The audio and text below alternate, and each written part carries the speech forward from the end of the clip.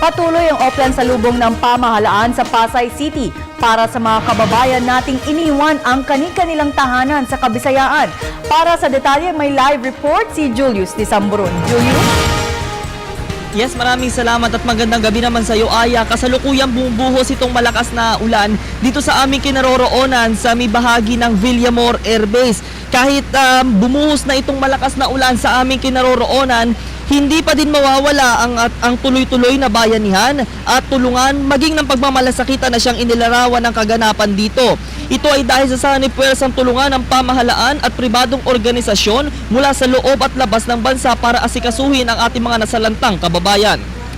Umaga pa lamang nang maabutan ng aming news team ang isinasagawang misa dito sa Villamor. Aray nila ang misang ito para sa mga kababayan nating nasalanta ni Bagyong Yolanda.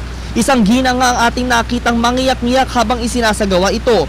Ayon sa kanya, nararamdaman niya ang hinagpis ng mga biktima ng bagyo at ang sakit na mawalan ng mahal sa buhay.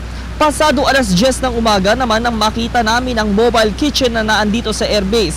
Sa aking panayam kay Mr. Alex Baluyot ang nagpasimula ng Art Relief Mobile Kitchen sa simpleng lugar na nagsimula malapit sa gate ng airbase. Pero dahil sa pagdagsa ng mga evacuees at pagdami ng kanilang volunteers ay naisipan na nilang palakihin na ang pagbibigay ng makakain. Inihayag naman sa atin ng kasama nitong si Dr. Tony Ramos sa PTV News ang importansya ng hot meal na kanilang ibinibigay.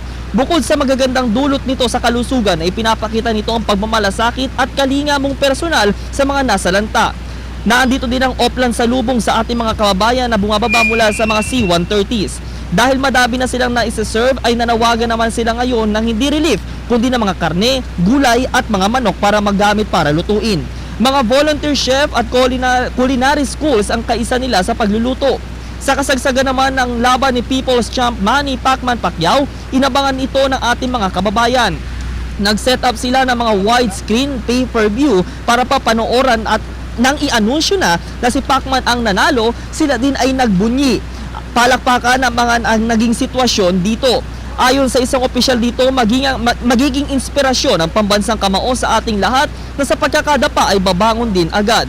Samantala, ilang mga offline hatid, electric jeepneys at mga relief goods na sakay-sakay na mga military trucks ang nakita natin sa buong araw na naandito tayo sa bahagi ng Villamor Air Base. Ito sa aking likuran, kani-kanina itong aking kinatatayuan ngayon na talagang naandito yung mga mahahabang pila ng mga sasakyan na kung saan yung mga naghahatid doon sa ating mga kababayan na gustong umuwi sa kani-kanilang mga kamag-anak dito sa Kamaynilaan. So ngayon, inaasahan natin na patuloy pa rin, even bumuhos na yung malakas na ulan at yung mga tao dito, yung mga volunteers din natin, kakagaya natin na nandito sa Villamor, ay basang-basa na kami dito sa bahaging ito ng Villamor. Pero tuloy pa rin, ito ay dahil sa para mapakita natin ang pagmamalasakit natin para sa ating mga kababayan. So yan muna ang ating pinakahuling mga sitwasyon na nakalap dito sa bahagi ng Villamor Air Base. Live, ako si Julius Disamburon ng PTV kasama ang Unit 3, nag-uulat para sa telebisyon ng bayan. Sama-sama po tayo sa pagbangon. Balik sa inyo dyan, Aya. Maraming salamat sa iyo, Julius Disamburon, at makisilong ka na dyan.